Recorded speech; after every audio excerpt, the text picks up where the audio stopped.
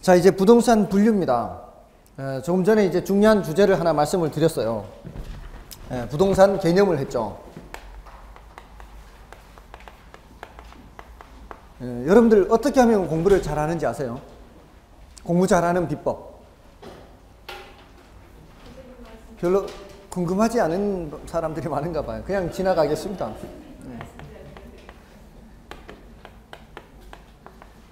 공부를 잘하는 방법은 쉬는 시간 10분에도 공부하기. 5분만 하면 돼요. 5분만. 10분 다 하지 말고요. 15분까지도 걸리지 않습니다. 보통 그 50분 수업을 하면은 한 1분에서 2분 정도만이라도 그 시간에 했는 거를 간략하게 스크린하는 겁니다. 간략하게. 살짝 이렇게 훑어보는 거예요. 그러면은 쉽게 할 수 있습니다. 훨씬 파악하기가 쉬워요. 그게 효과가 굉장히 높습니다. 보통 1시간 수업을 들으면 50분 수업을 들으면 수업을 듣자마자 한 30-40%를 까먹는다고 합니다. 그 수업 시간에 했는 걸 100% 기억을 못 한다고요. 그런데 한 1분, 2분 정도만이라도 스크린을 하면은 훨씬 기억하기가 쉽다고요. 지금 부동산 분류를 할 차례인데 부동산 특성, 그다음에 부동산 속성이 있죠.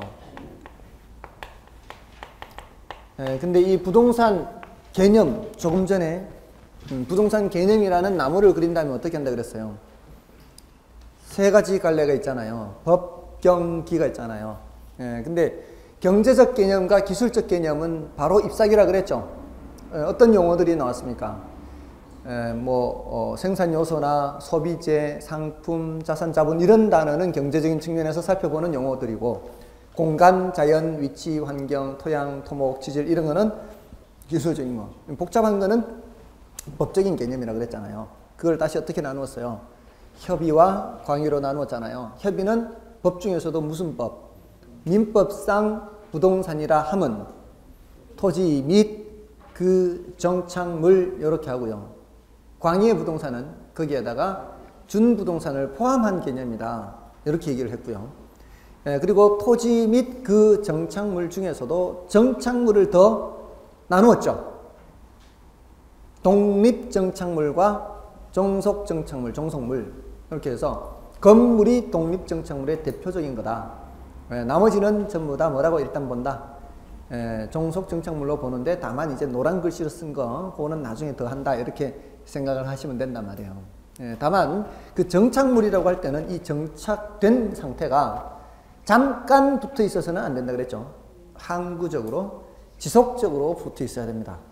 그게 바로 정착물이 되는 거고요. 그렇지 않으면 정착물이 아니고요. 정착물이 아니란 얘기는 부동산이 아니란 얘기고요. 부동산이 아니란 얘기는 동산이 된다 이런 뜻입니다. 그죠? 그리고 준부동산 하면은 민법상 부동산은 아니죠. 민법상 부동산은 아니지만 관리나 이런 이 업무 처리 성격상 민법상 부동산처럼 취급하는 것이 편리할 수 있기 때문에 그렇게 해놓은 물건들이죠. 그런 것들은 자동차라든가 선박이라든가 항공기, 건설기 이런 것들과 공장재단, 강업재단 이런 게 있는데 그건 이제 그게 뭔지는 나중에 좀 말씀드릴게요. 일단 지금 단계에서는 그런 게 있다 하고 지나가면 되는 거고요. 다음 순환에서는 이제 그런 것도 좀 말씀을 드릴 거고요. 그러면은 준부동산까지 끝났잖아요. 그럼 뭐예요? 이게 다 된 거예요. 그러고 보니 지금 너무 많이 한 것 같아요. 여러분들이 너무 많이 하면은 제가 또 할 게 없잖아요, 나중에. 그러니까 너무 많이 하면 안 돼요. 이게 그 짧은 시간 내에 많이 해버리면 어떤 부작용이 있는가 하면 일찍 하산을 해요. 더 이상 배울 거 없다고. 그 다음에는 다시는 못 올라옵니다. 그게 더 심각한 거예요. 내려가죠. 다 됐다고 이제 다 됐다고 스스로 이제 생각을 하고 내려갔는데 문제는 이제 실력이 설령 다 됐다 할지라도 이게 소홀히 한단 말이에요. 소홀히. 소홀히 하게 되면은 다시 그 실력으로 끌어올리기가 굉장히 어려워요. 그러니까 될 수 있으면 서서히 가는 게 좋고요. 저도 10개월 동안 먹고 살아야 되잖아요. 그러니까 2달 만에 다 배워버리면 저는 10개월이 아니라 11개월 정도 일, 한 12개월 가까이를 일을 해야 되는데 2개월 만에 다 해버리면 저는 10개월 동안 뭐 먹고 살아요. 그러니까 여러분도 천천히 하시는 게 좋고요. 여러분한테도 좋고 저한테도 좋은 거예요. 자, 이제 부동산 분류를 들어가는 거예요. 부동산 분류하면은, 자, 이게 이제 조금 전에 부동산 하면은 토지 및 그 정착물 했잖아요. 이제 개념을 얘기할 때는 그렇게 얘기하지만 우리의 주된 관심사는 뭐예요? 토지와 건물이에요.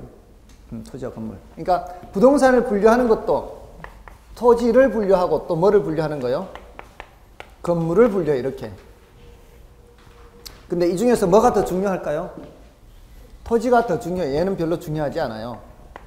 그리고 건물도요, 뭐 주거용, 상업용, 공업용 여러 가지 종류의 건물을 분류할 수 있잖아요. 근데 이 주택의 경우만 지금까지 출제가 됐어요. 건물 분류 중에서도.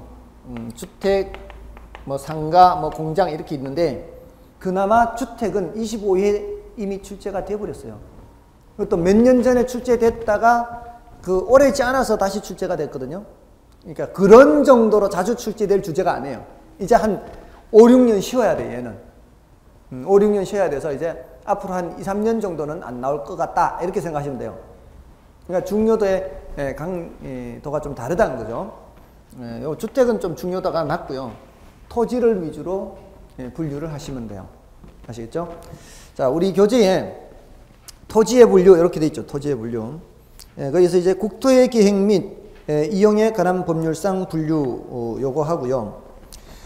그 밑에 측량 수로조사 및 지적에 관한 법률상 분류인데 그 측량 수로조사 및 지적에 관한 법률이 법률 명칭이 변경이 됐어요.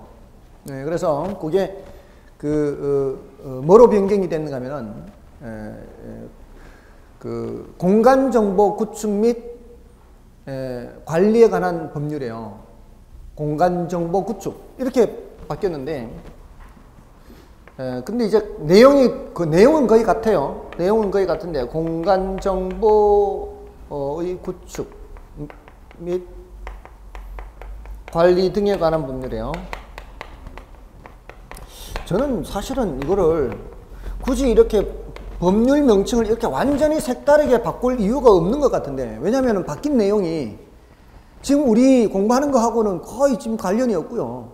이것과 관련된 그 업계 있죠, 업계. 업하는 데 있잖아요. 저기 뭐지? 그 지적공사 있잖아요. 이런 업과 관련된, 이런 업을 운영하는 것과 관련된 게 좀 이렇게 바뀌었어요. 우리 시험하고는 뭐 별 관계가 없어요, 사실은. 어쨌든 여기 이제 여러분들 지목이라는 거 들어보셨어요? 지목? 뭐 지적법상 지목이 대다 또는 장이다 또는 전이다. 전이면 밭을 말하는 거고요. 저기 답은 논이죠. 논답자. 이렇게 28개 지목이 있어요. 근데 이 28개 지목은 이거는 다행히도 공시법에서 해요. 공시법에서. 내일이 공시법인가요?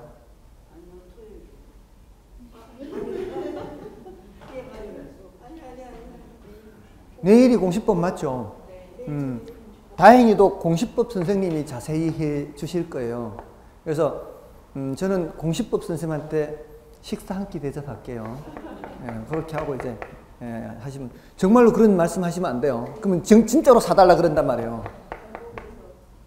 그러니까 거기에서 도움을 받으면 되고요. 그리고 수요일 날은 민법이죠. 목요일 날이 중개사법인가요? 공법이 토요일이구나. 토요일 날 공법에서 또 도움 받는 게 있어요. 그게 이제 국토의 계획 및 이용에 관한 법률상 분류예요. 그거는 또 공법 선생님한테 또 제가 한 끼 사드리면 돼요. 아니, 그러시면 안 되고요. 근데 관계없어요. 만날 날이 별로 없으니까. 왜냐면 과목이 늘 다르니까. 지금 오늘 공법 교수님 수업한데 제가 내일 가고요. 또는 제가 오늘 여기잖아요. 그럼 공법 선생님이 토요일 할 때 저는 딴 데가 있고요. 만날 일이 없어요. 그러니까 얼마든지 말씀을 하셔도 관계는 없어요. 민법 선생하고 마찬가지. 다 공시법 선생도 마찬가지고 1년에 한두 번 얼굴 볼까 말까요? 그렇잖아요. 다른 분 여기 와서 수업할 때 저는 딴 데가 있고요. 그분이 저기 가 있을 때 저는 여기 와 있고요. 이게 서로 이렇게 같이 만날 일이 거의 없어요. 그러니까 아무렇게나 말씀하셔도 관계없습니다. 자, 어쨌든 지금 이게 이제 토지를 분류하는데요. 토지를 분류하는데 지금 국토의 계획 및 이용에 관한 법률상 분류 있죠. 국계법이라고 그러죠. 줄여서 국계법. 이 국계법은 그 이제 용도 지역, 용도 지구, 용도 구역 이렇게 이제 나누잖아요. 우리는 뭐 그런 정도는 출제가 되기도 합니다. 용도 지역, 용도 지구, 용도 구역. 자, 이렇게 하는데 11월부터 들으신 분들은 이제 요거 어느 정도는 아실 것 같은데요. 용도 지역은 전 국토를 대상으로 중복되지 않게 지정하는 거죠. 들은 거 맞나요?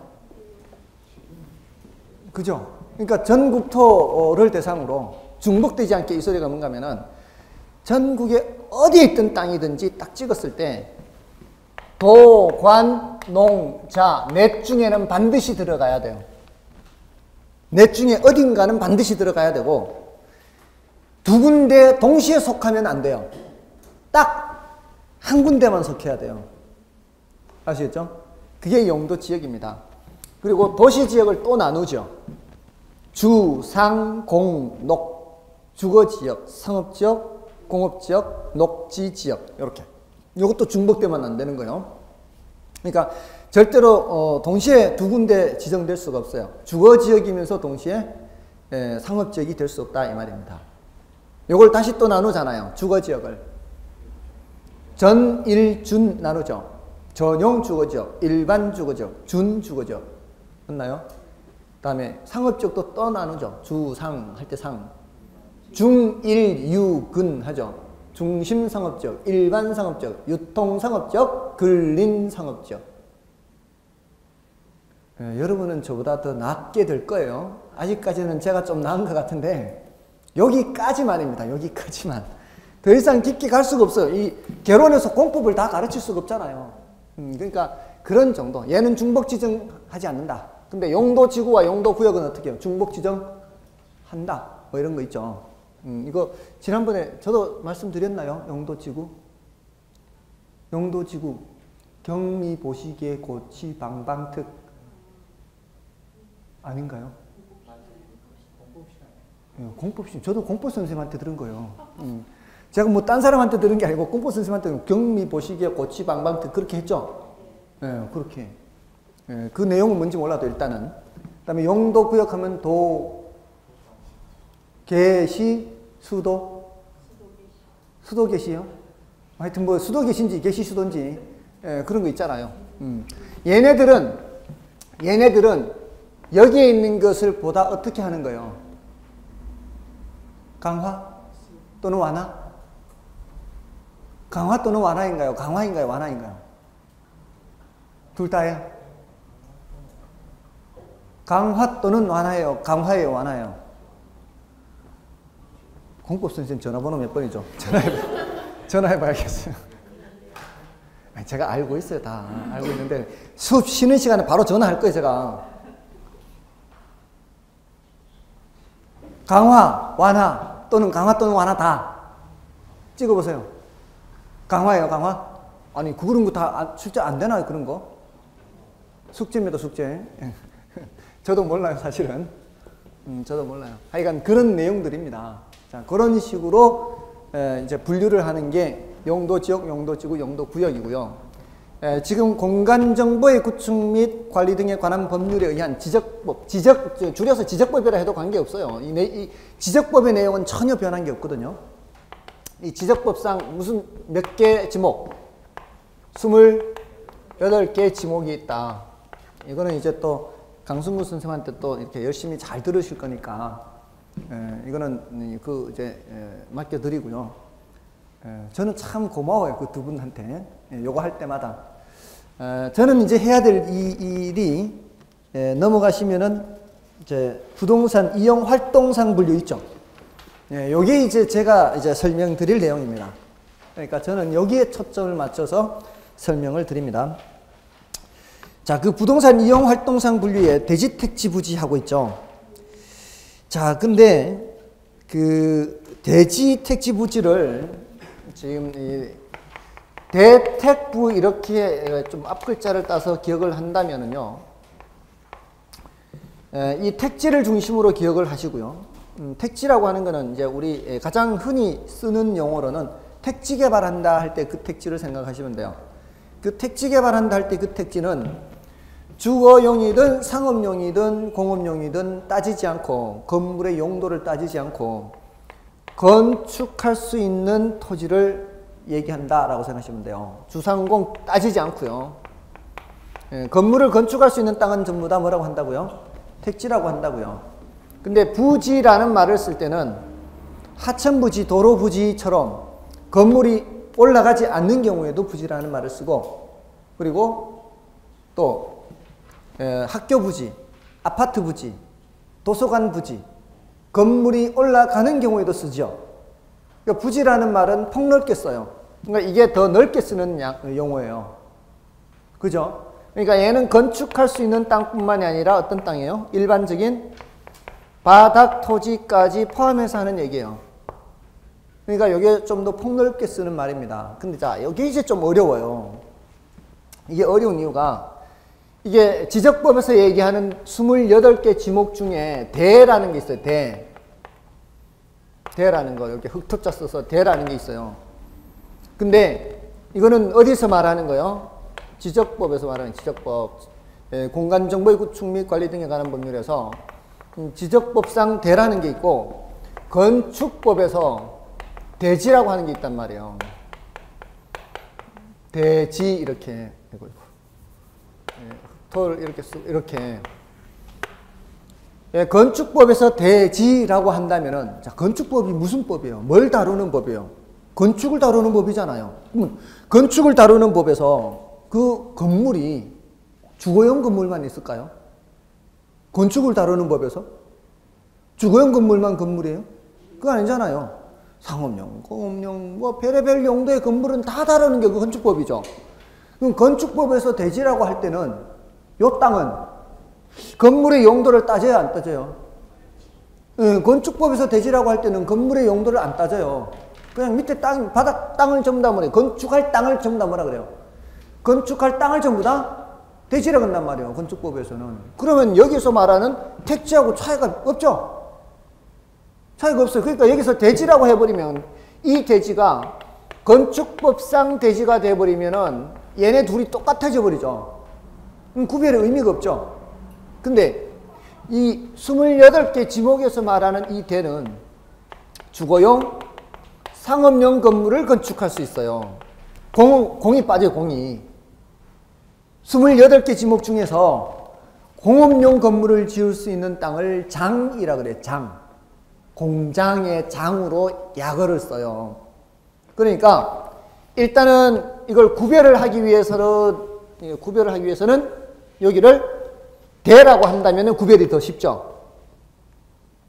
대라고 하면은. 그러면 이거는 뭐만 건물 건축할 수 있어요? 주거용, 상업용 건물을 건축할 수 있는 땅을 그냥 지목 대인 것을 쓴다면, 이렇게 된다면, 그 다음에 다만 이 대가 대지라고 한다면은요, 대지라고 할 때는 그게 건축법상 대지를 말한다면 이 개론에서 말하는 택지하고 같은 뜻이다, 이렇게 생각하시면 돼요.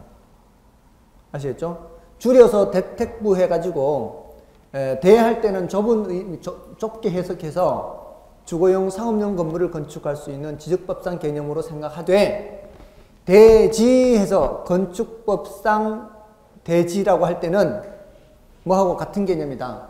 택지와 같은 개념이다. 이렇게 생각하시라고요. 아시겠죠? 자, 그렇게 생각하면 되고요. 다음에 대택부는 이렇게 묶어서 생각하시면 되고요. 다음에 밑에 후보지 이행지 있죠. 이 내용들은 사실은요, 어렵지 않습니다. 출제되는 것도 어렵게 출제 안 되고요. 보통은 이 뜻만 물었거든요, 지금까지. 그 뜻만 알면 구별되는 정도이기 때문에 여기서 출제되는 건 절대로 틀리면 안 돼요. 이렇게 비꼬아서 낼 수가 없어요, 여기서는. 후보지 이행지 있죠. 이거는 그 용도가 전환 중인 토지를 말해요. 후보지 이행지는. 얘네들은 공통점이 뭔가면은 전환 중이라는 거예요. 전환 중. 전환 중. 자, 전환 중인 토지고요. 그러니까 이제 이게 전환이 완료되면 안 되는 거예요. 전환이 완료되면 안 돼요. 전환 중에 있는 거예요.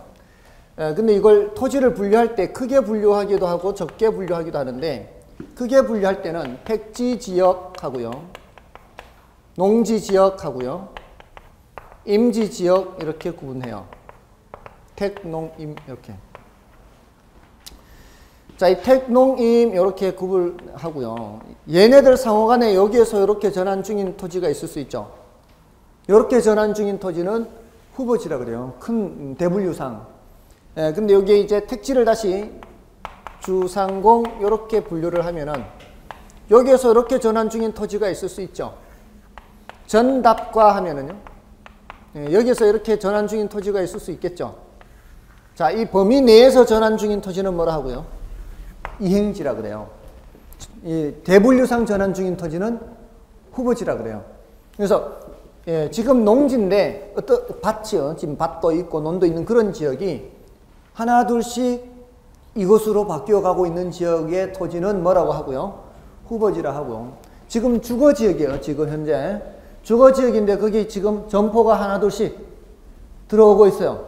주거지역인데 점포가 하나 둘씩 들어오고 있다. 거기 있는 토지는 이행지 이렇게 된다 이 말이에요. 됐나요? 지금까지 전부 다 이렇게 뜻만 물었어요.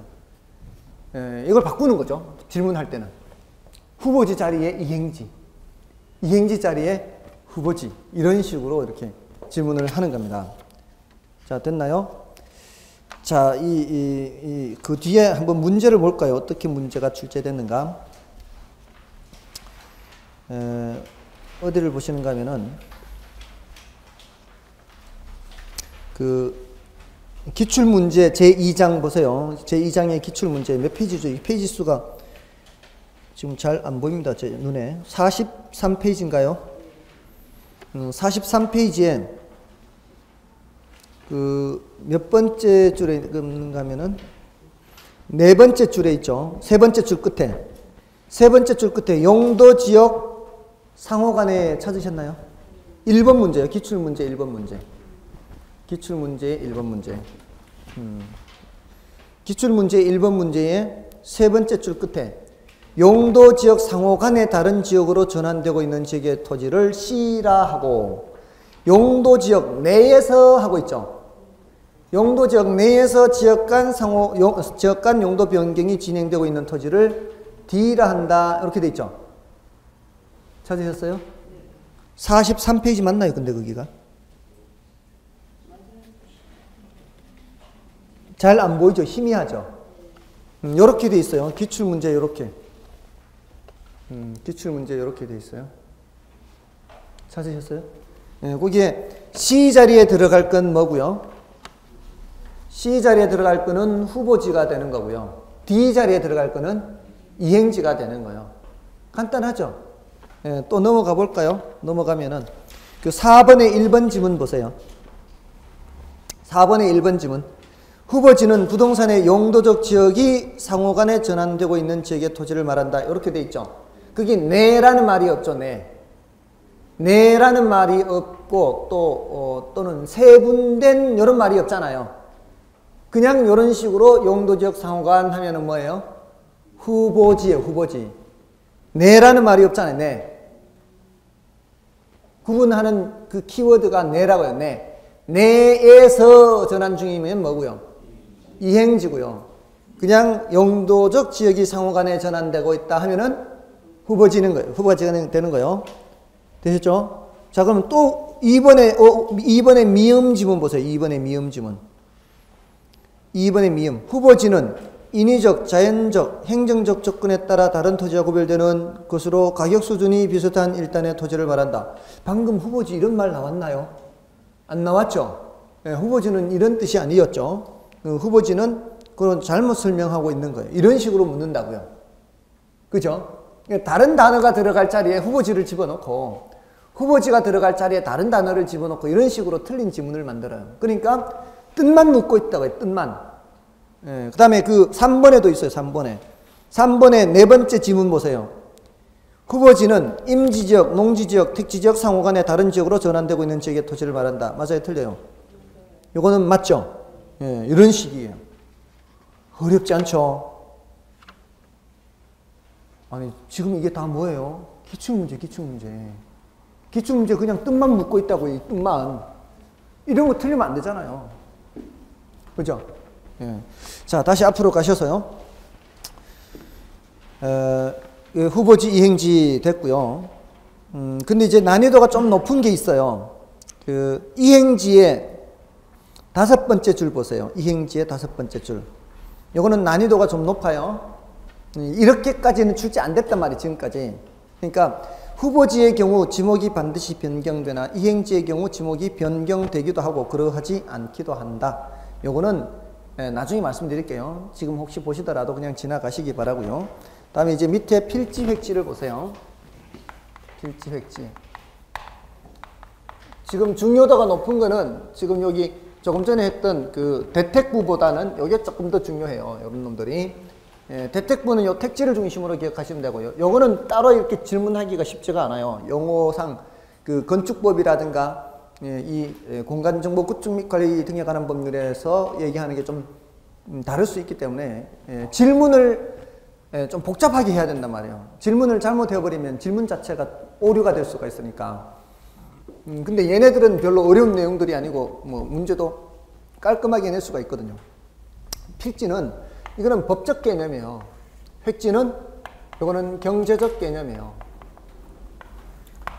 이게 그 필지는 조금 전에 공간정보 구축 및 이 관리에 관한 법률에, 그러니까 지적법에 필지별로 토지를 등록하게 돼 있어요. 1필지, 1필지 이렇게. 그리고 그 필지별로 지번을 붙이게 돼 있어요. 그래서 1필지, 1지번주의라 그래요. 공시법에서 들으셨나요? 공시법에서 들으셨죠? 아, 공시법에서 이 용어 이거 법령 바뀐 거 들으셨겠네? 안 들으셨나요? 예? 아니, 법 제목이 바뀐 거 들으셨겠네요? 아직 안 들으셨나요? 아, 그거 아직 시행하고 있지는 않아요, 참. 공간정보의 구축 및 관리 등에 관한 법률이 지적법의 내용인데 그게 우리 시험 치기 전에는 바뀌어요. 그러니까 시험 시행 공고 되기 전에는 시행을 해요. 그러니까 우리는 그 법 명칭으로 공부를 해야 될 거예요. 근데 아직 시행은 안 되고 있어. 그러니까 시행이 6월 달부터인가 그래요. 그러니까 6월 달부터이기 때문에 아직까지는 명칭은 측량 수로조사 및 지정에 관한 법률이 정확한 명칭, 지금은 아직은. 근데 이제 어차피 우리 시험 시행 공고가 7월 달에 나오거든요. 시험 시행 공고가 7월 달에 나오는데 7월 달에 꼭 시행될 공고 날 당시에 유효한 법률로 시험을 봐야 돼요. 그러니까 6월 달에 시험 그 법이 효력이 발효가 되니까 6월 달에 어차피 이제 그 바뀐 명칭으로 시험을 보게 될 겁니다. 네, 근데 이제 아직은 바뀐 거는 아니고요. 아시겠죠? 오해하지 마세요. 제가 그렇게 말한 게 조금은 이제 이른 감은 있는데 어쨌든 바뀐 법 명칭으로 시험을 보게 될 거니까. 아셨죠? 자, 어쨌든 지적법상 토지 대장에 등록할 때 필지별로 등록하게 돼 있고요. 등기부도 필지별로 만들게 돼 있죠. 예, 그런 개념이 바로 필지 개념이고요. 획지 개념은 경제적 개념이란 얘기는 아까 요거는 주로 무슨 측면을 본다 그랬어요? 법경기 얘기할 때. 이건 무슨 측면? 법적인 측면은 어떤 측면을 본다 그랬어요? 무형 측면 중에서. 무형 측면 중에서 제가 이게 노란 글씨로 썼잖아요. 요거는 주로 권리 측면을 본다요. 권리. 법적인 측면은 권리 측면을 보는 거예요. 그리고 여기 경제적인 측면은 주로 어떤 측면? 가치나 가격 또는 수익이나 비용 이런 관점에서 본다 그랬잖아요. 그래서 이게 필지라고 하는 거는 소유권의 범위와 한계를 표시를 해요. 물론 이제 다른 권리도 있을 수 있지만 여러 가지 권리의 대표적인 권리가 이제 소유권이에요. 소유권, 점유권, 무슨 권 있잖아요. 예, 그 소유권의 범위와 한계를 표시한다. 이렇게. 근데 요거 획지 개념은 이 지금 가치 가격이라 그랬잖아요. 같은 가격 수준이에요. 같은 가격 수준의 일단의 토지예요. 한 묶음의 토지 요렇게 여기 이제 이런 식으로 이제 매치가 되는 거예요. 가치나 가격 측면에서 보는 거냐, 또는 권리 측면에서 보는 거냐. 그러니까 요거는 필지별로 뭐가 돼 있어요? 소유주가 누구다, 또는 저당이 설정돼 있다. 이런 걸 필지별로 표시를 한다 이 말이에요. 근데 요거는 같은 가격 수준이에요. 그래서 어떤 땅이 이렇게 있으면 이 땅이 도시계획선이 이렇게 지나갈 수 있어요. 여기가 주거지역, 여기가 상업지역 하면은 요 땅값이 어떻다고요? 여기 땅값하고 여기 땅값이 다르다 그랬죠? 어디가 더 높아요? 상업지역 땅값이 더 높다고요. 이게 필지가 한 필지라고요. 필지가 한 필지란 얘기는 등기부 뗐을 때 한 개밖에 안 나와요. 그죠? 근데 그 한 개가 여기에 반쪽의 한 개요? 전부 다의 한 개요? 전부 다의 한 개입니다. 근데 땅값이 지금 이게 많이 차이가 날 수 있어요. 이게 3배에서 7배까지 차이가 납니다. 그럼 이게 같은 가격 수준이 여기가 한 묶음이 되고요. 요렇게 한 묶음이 될 수 있잖아요. 요렇게. 그렇죠? 그럼 여기 한 묶음, 여기 한 묶음 하면 모두 몇 묶음이에요? 2묶음이죠. 이게 한 묶음 1단이 그거예요. 한 단, 2단 하잖아요. 배추 한 포기 배추 한 단, 무 한 단 이렇게 하잖아요. 무 한 단. 그게 한 묶음, 이름 묶음. 요 한 묶음, 요 한 묶음. 모두 몇 개예요? 2묶음이죠. 그러면 이게 획지는 몇 개 획지란 얘기예요? 이 획지란 얘기예요. 이런 개념으로 쓴다 이 말이에요.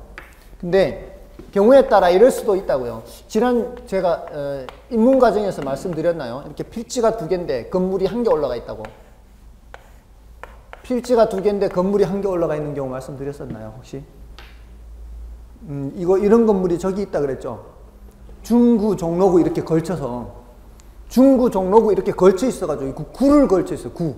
그냥 단지 그 집원을 걸쳐 있는 게 아니라 구를 2개 구에 걸쳐 있어가지고 우편물이 배달되는데 하나는 같은 건물인데 하나는 종로구 무슨 동 몇 번지 이렇게 배달이 되고요. 하나는 중구 무슨 동 몇 번지 이렇게 배달이 된다고요. 자, 근데 이거 그런 사실을 뭐 TV에 뭐 세상에 이런 일이 이런 데서 말하거나 뭐 하니까 사람들이 알게 된 거지. 말하기 전까지는 거기에 입주해 있는 사람들 외에는 잘 모르죠. 어쩌면 입주해 있는 사람들도 잘 모를 수 있어요. 어쩌면 자기네 주소만 받아볼 거니까. 그죠? 그러니까 사람들은 그거를 몇 개로 봤던 거예요. 지금까지. 그냥 하나로 본 거죠. 하나로. 그게 획지 개념이에요. 획지. 그러니까 획지 개념은 건물이 깔고 앉아있는 땅을 그냥 하나로 보는 거예요. 그게 2개 필지인지 3개 필지인지는 알 필요가 없는 거지.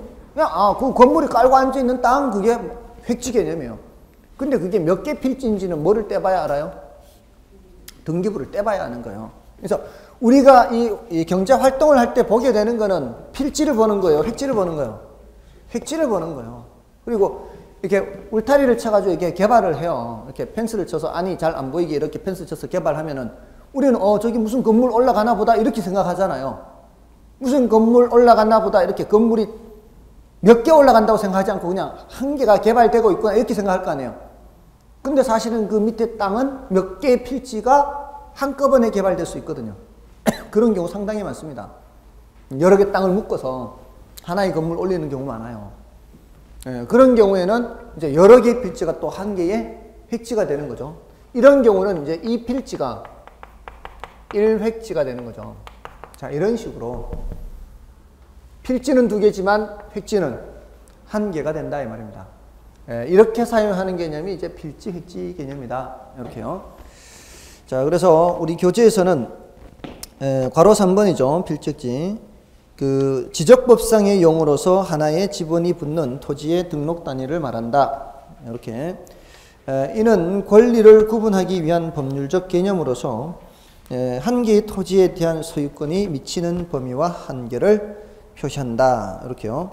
근데 획지는 어떻게 돼 있어요? 획지는 인위적, 자연적, 행정적 조건에 의해 다른 토지와 구별되는 가격 수준이 비슷한 일단의 토지를 말하며 토지의 이용 또는 거래 활동의 단위를 말한다.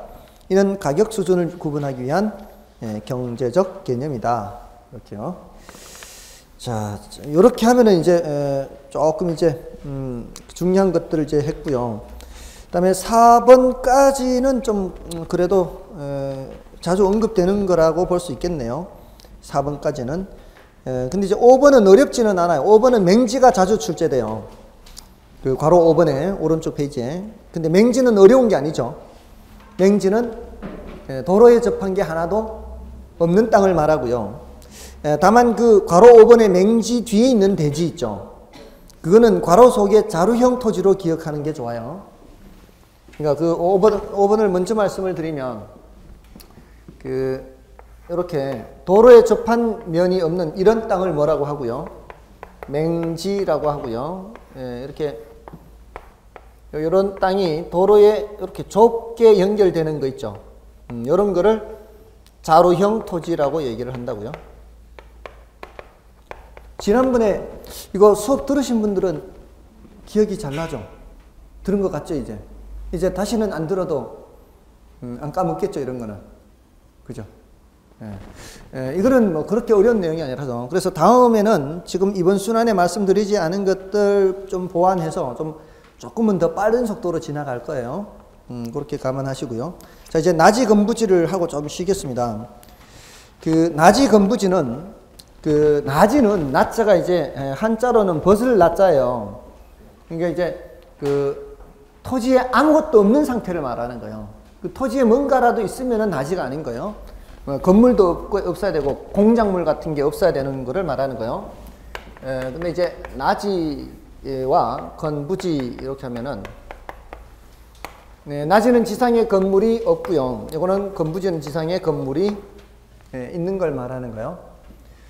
근데 이 나지를 일본의 경우는 갱지와 저지로 구분해요. 요거는 좀 중요도가 약간 낮다고 생각하시면 돼요. 일본 얘기니까. 이 일본에서는 갱지 제시할 때 이 사법상 제한, 공법상 제한 이런 표현을 써요. 자, 요것도 이제 사실은 이거는 민법 시간이나 공법 시간에서 자세히 하게 되는 거를 지금 결론에서 늘 제일 먼저 설명을 하게 돼요. 이게 뭔가 좀 이상해요. 그죠? 제가 아까 공법에 도움도 받는다 그랬는데 이런 거는 제가 먼저 설명드려야 돼요. 사법은 개인과 개인 간의 관계를 규율하는 법이에요. 공법은 국가와 개인 간의 관계를 규율하는 법이에요. 이거를요. 법에 대해서 좀 이제 법 없이 살아왔던 사람들, 지금까지. 어떤 사람이 그런 말 하죠. 어떤 사람들은, 그 법 없이도 사는 사람이 그렇게, 뭐, 피해를 당했다, 뭐, 이런 말 하잖아요. 근데 한편으로 보면은, 그분이 지금까지, 그렇게 법 없이도 살 사람이다라는 얘기를 들을 수 있었던 거는요, 사실은 법이 있었기 때문에 그렇게 살 수 있었던 거예요. 그러지 않을까요? 한번 역으로 생각해 보세요. 만약에 법이 없는 세상이었다면 그런 약한 사람은 오히려 더 쉽게 다른 사람한테 시달릴 가능성이 많습니다. 힘 있는 사람들한테. 그죠? 그러니까 우리는 함부로 그렇게 얘기를 하기는 해요. 저 사람은 법 없이도 살 사람이다. 근데 자세히 따지고 보면 저 사람은 법이 있어서 사는 사람이다. 이렇게 얘기를 해야 돼요. 근데 어쨌든 그런 사람들, 법을 잘 모르고 법에 대해서 잘 모르는 사람들이 갖고 있는 생각들이 대체로 이렇습니다. 막 계약 같은 거 어기잖아요. 계약했잖아요. 무슨 사기로 하고 이렇게 계약을 했는데 어기면 그 다음에는 어떻게 되는 줄 알아요?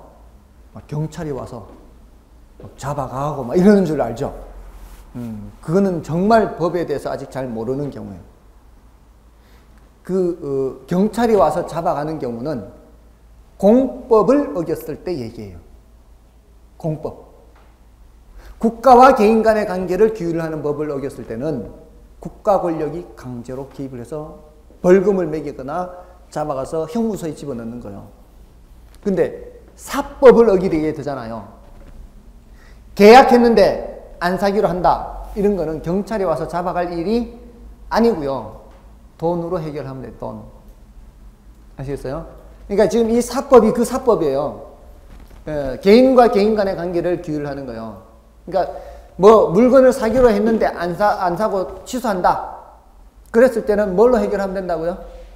돈으로 해결하면 돼요. 그럼 계약금 이제 날리거나 아니면 이제 받은 계약금 배로 얹어서 돌려주거나 그렇게 하면 돼요. 그게 사법상의 문제라 그래요. 그런 것들을. 이 사사로울 사자예요. 사사로울 사자. 사사로울 사자. 자, 그런 사법상의 제한도 없이 깨끗한 상태, 사법상의 제한이 없이 깨끗한 상태, 건물도 없고 사법상의 제한도 없고 깨끗한 상태를 갱지 그래요. 활용도가 높아요, 낮아요? 활용도가 건물도 없고 제한도 없어요. 활용도가 높은 거예요. 언제든지 어떤 용도로든 쓸 수 있는 상태가 되어 있는 거죠. 이런 제한이 없으니까. 이 사법상의 제한이라고 하는 게 바로 뭔가 하면 등기부됐을 때 나타나는 거예요. 등기부됐을 때 저당권, 지상권, 이런 압류 이런 게 있으면은 사법상의 제한이 있는 거예요. 아시겠어요? 그런 게 없는 상태는 깨끗한 상태다 이 말이에요. 그런 거를 갱지라고 해요, 일본에서는. 근데 사법상의 제한이 있으면은 저지하는 거예요. 됐습니까? 뭐가 있다는 얘기예요? 저당이 설정되어 있거나 지상권이 설정되어 있거나 이러면은 저지 이렇게 되는 거예요. 듣고 계시죠? 지금 이렇게 지쳤나요? 왜 이렇게 지금 기력이 좀 떨어진 것 같아요. 시간이 좀 되다 보니까. 근데 오늘부터 10시 반인 거 아시죠? 오늘부터 10시 반입니다. 아하, 10시라고 생각하고 조금만 버티면 된다 이렇게 생각하고 있었는데 오늘부터는 10시 반입니다. 어쨌든 이런 공법상 제한은 모두 다 있어요. 공법상 제한이 없는 땅 없어요. 공법상 제한은 아까 제가 저기 용도지역, 용도지구, 용도구역, 도관, 농자 이렇게 돼 있잖아요. 이거 이런 것들은 다 무슨 제한이 돼 있는 거예요? 공법상 제한이 다 설정돼 있는 거예요. 이렇게 해놓으면은 건폐율 용적률이 다 정해지죠. 건폐율이 20%, 뭐 50%, 60% 이런 게 정해지죠. 그게 다 공법상 제한이 있는 거예요. 엊그제 뉴스엔가 서해 제일 끝자락에 무슨 섬이 있다는데 그 섬 이름이 이제 뭔지 모르겠는데 혹시 뉴스 들은 적 있나요? 서해 제일 끝자락에 섬이 있는데 거기가 그 소유주가 개인이래요. 소유주가 국가가 아니고. 그 어떻게 개인이 그게 소유하게 됐는지 참 궁금해요. 미리 가서 자리 잡았는지 어떻게 가능한지 모르겠어요. 무주 부동산은 국유거든요. 무주 부동산은 국유예요. 그러니까 주인이 없는 땅은 국유예요, 국유. 근데 그 사람이 어떻게 갖게 됐는지 모르겠어요. 어쨌든 그 섬을 개인이 갖고 있는데 그걸 만약에 그 사람이 중국인한테 팔아버리면 중국인이 지금 우리나라 땅 많이 산다 그러잖아요. 제주도 땅 엄청 샀다 그러잖아요. 그럼 그 땅을 중국인이 사버리면 이게 함부로 이거 할 수도 없거든요. 왜냐하면 이제 또 국제 문제가 될 수가 있어요. 그러면 우리나라가 우리나라 땅에 대해서 함부로 행사를 못 할 수 있잖아요. 그래서 뭐 토지거래 허가제를 더 강화한다 뭐 이런 얘기를 했거든요. 신문지상에서. 자, 어쨌든 그런 땅이라 할지라도 개인이 갖고 있는 그런 땅이라 할지라도 뭐는 정해져 있어요. 저런 도관 농자 저런 거는 다 정해져 있다고요. 그러니까 국가가 제한하는 거는 있어요. 아시겠죠? 그래서 공법상 제한은 무조건 있다라고 봐야 돼요. 공법상 제한은. 이제 사법상 제한이 있냐 없냐인데 일본에서는 이렇게 갱지 저지로 구별을 하는데 우리나라에서는 그렇게 구별을 안 해요. 우리나라에서 낮이라고 하면은 그거는 뭐하고 똑같은 거예요? 갱지라고 하고 똑같은 거예요. 아시겠죠? 이렇게 생각하시면 되고요. 건부지는 지상에 뭐가 있는 땅이다? 지상에 건물이 있는 땅이다. 이번 순환은 이렇게 간단하게만 좀 설명드리겠습니다. 건부지에 대해서. 건부 감가, 건부 증가 개념도 있긴 한데요. 그거는 이제 나중에 좀 더 자세히 말씀을 드릴 거고요. 그 지금은 이 정도로 하고요. 좀 쉬고요. 나머지 이제 좀 설명을 드리고 마지막 시간 마치고 그렇게 하겠습니다.